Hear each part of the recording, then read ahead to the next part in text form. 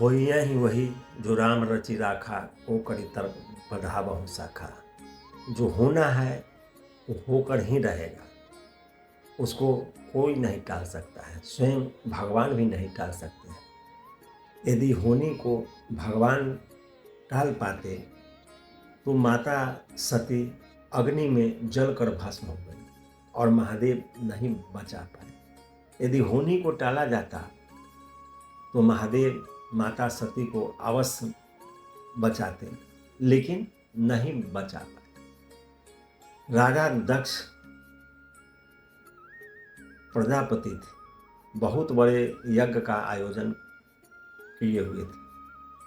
सारे देवी देवता वहाँ प्रकट थे, लेकिन उनका सर धड़ से अलग हो गया। क्यों? क्योंकि होनी था, कोई नहीं बचा पाए। ठीक उसी तरह माता सीता भगवान राम के सामने पाताल में प्रवेश कर गई और भगवान राम देखते रह गए, कुछ नहीं कर पाए। क्यों? कि वह होनी था। ठीक उसी प्रकार भगवान श्री कृष्ण को एक व्याधा ने बाण मार दिया और वो मृत्यु को प्राप्त हो गई, लेकिन वो नहीं रोक पाए। क्यों? क्योंकि होना था, होनी उसी तरह से था, इसलिए नहीं रोक पाए। तो जो होनी है वो होकर ही रहता है।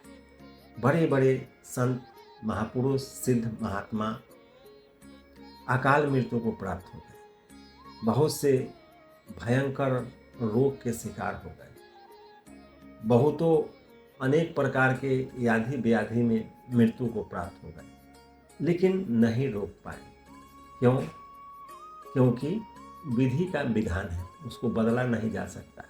जो होनी है उसको रोका नहीं जा सकता है। आप कितना हो जप तप पूजा पाठ दान तीर्थों में भ्रमण यज्ञ आरती स्तुति वंदना कुछ भी कर लीजिए, कुछ भी, लेकिन जो होना है वो होकर ही रहेगा, उसको कोई नहीं टाल सकता है। आजकल कुछ लोग धन के लोभ में पैसा कमाने के उद्देश्य से अनेक प्रकार के बातें समाज में बोलते चल रहे हैं। मंत्र के द्वारा, तंत्र के द्वारा, हवन के द्वारा, अनेक विद्याओं के द्वारा होनी बदलने का दावा कर रहे हैं, जो कि बिल्कुल झूठ है।